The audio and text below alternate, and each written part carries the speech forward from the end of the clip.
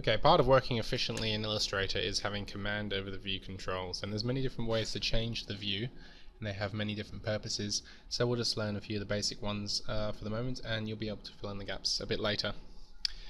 So, we'll go up to View, the drop-down menu, first of all, which gives us all our different controls. A few of the ones I'm going to have a look at the moment are Zoom In and Zoom Out. You can get the shortcuts for those, which are quite useful, on a Windows machine. All these shortcuts I'm going to describe now are for the Windows machine. Holding Control and pressing plus, zooming out, Control minus, and a few other different options. Fit all in window or actual size. These are just predefined zooms that enable you to see the entire artboard in the window. Pretty useful if you want to see your presentation as large as you can or as large as your screen will allow you.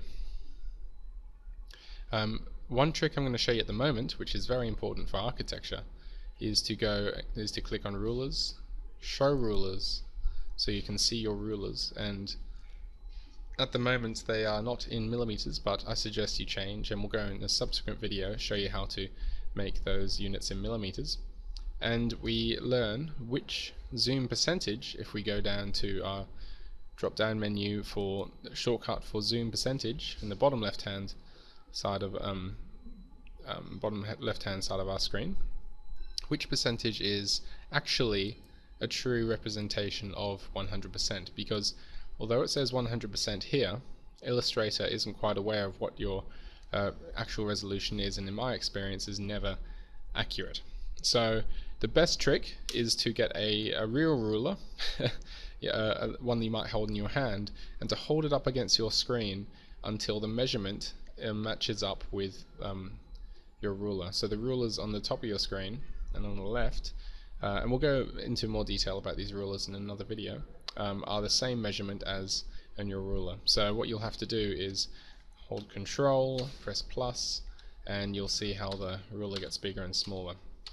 I find for mine it's about 133%, so if you want to be a bit more accurate you can type in exactly the percentage, and I find that's deadly accurate for me. Really useful for checking things like text size, looking at line weights, but I must mention now that you should always print out your work at scale in architecture, specifically so you can check those line weights, because what you see on the screen is not what you'll see when you print it out, and for other reasons printing helps you see things in your work you couldn't see on your screen just because you keep zooming in and zooming out. So always print. Okay, so a few other view tricks. Hold down Alt, as I mentioned in a previous video, and scroll out using the scroll on the mouse, and you can zoom in and zoom out. And you'll notice that it always zooms into the location of my mouse on the screen. You can see the little hand is my mouse at the moment, and it's a hand because I have the hand tool selected. I'll show you what that does in a second. But I can zoom in to any location, really right up close, see huge detail, and a second later zoom all the way out. Really useful, just holding the Alt key. A few other tricks using the hand tool specifically. You can get that with shortcut H. If I zoom in a bit and you click with the hand, you can see the hand grips, and drag, I can move the view around the canvas. So I'm not moving any objects here, I'm just moving the canvas. So really useful stuff.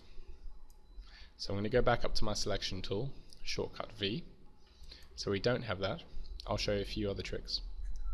Hold down Control and scroll up and down, and we move left and right. Otherwise, if you scroll up and down without holding anything, we just move up and down the page. So if you want to pan, as it's called, up and down, left and right, you can do so with the Control button, holding it on and off, and just using the scroll button. So together, the Alt and Control button can be quite useful.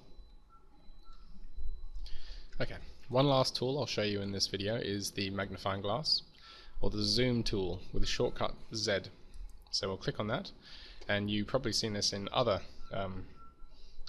programs, but if you click, it zooms in, and it zooms into wherever you click.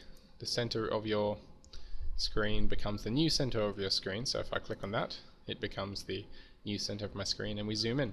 If I hold down Alt, you'll notice the plus sign in the magnifying glass becomes a minus, and exactly the same deal, but we zoom out. Now I particularly use this tool for the dragging capabilities, so we'll just zoom down. So if I click and drag, so click and drag, you'll see our marquee box, which is what the dotted line is called, is dragging around our geometry, and if I let go, it'll zoom into that geometry exactly. Same thing if I want to zoom in on that text, I get exactly the right zoom, and it'll be quite specific because it's just drawn by hand, 171.84%, but that enables us to get a quite specific zoom. Okay. There's one last trick I'll show you, and that's creating views and saving views. I don't use this very often, but it can be extremely useful, especially if we want to save our actual 100% I mentioned before. If we click on View, the menu, and we go down to the bottom, we can see New Views and Edit Views. So if I create a new view there, which is my 100%, and I'll call it 100 Jack, okay. Then we can go back up to View. If we were to change our view, for example, we'll zoom all the way out, and I want to get my 100% back, I go to View, down to the bottom, and you'll see 100 Jack, 100 Jack sitting at the bottom. And we go back to our view, in location and zoom. Extremely useful.